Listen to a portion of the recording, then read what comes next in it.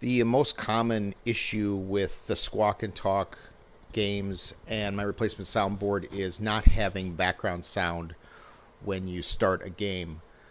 This is a setting that's on the machine. I'll show you that in a second, but here's the symptom in my Electra game. I'll start a game here. There's a coin up. You are entering the radiant dimension, Electra. So I just started a game there, and there's some voices. Depends on the game whether you got voices or not. This one has some, but now there's no background sound. And if I launch a ball, you just hear tones.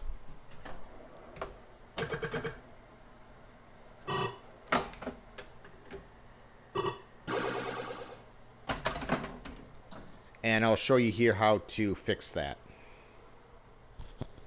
So you just have to open the coin door, and there's a button on the volume bracket that you press to get into the audit options.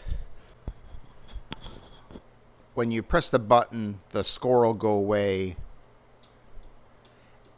and it'll start blinking all the lights and start going through some diagnostics. And eventually, you'll get a 1 in the credit and balls in play, and that starts the audit options. And you'll want to move to 18, so you just keep pressing the button over and over again until you get to 18. Takes a little bit of time.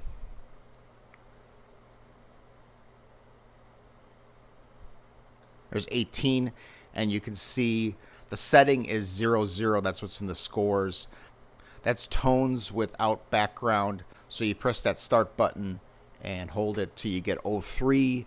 That is full sounds with backgrounds. You can either power off the game and power it back on to get out of the audit options, or you can just keep pressing it till you get to 22 and it'll reset the game for you.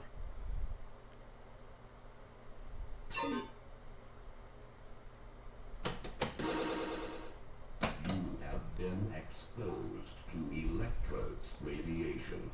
Will you return? And now you'll have full background sounds. Let me start a game here.